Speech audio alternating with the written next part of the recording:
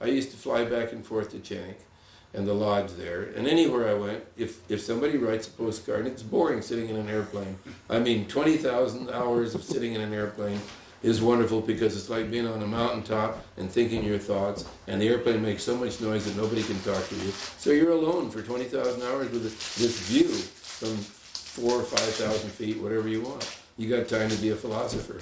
And so I would read the mail, but you don't read people's personal mail. You can't do that. But postcards are written for everybody to read. It usually says, "Hi, we're surrounded by bears. They're eating our breakfast." It's always usually bullshit, but that's okay.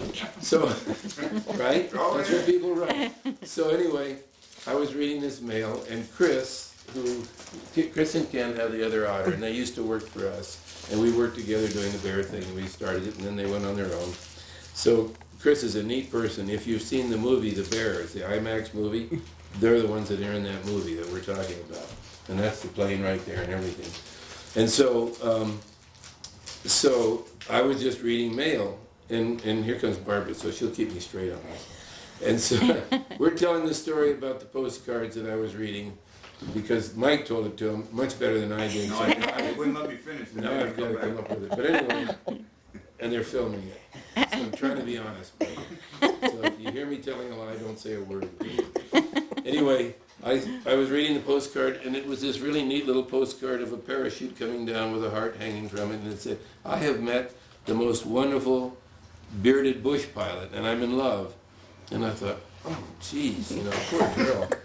I'm married, I'm happy, why in the world, what am I going to do with her? So then I thought, and I worried about it all the way home, and a couple of days later I finally realized, well, wait a minute, Ken's got a beard.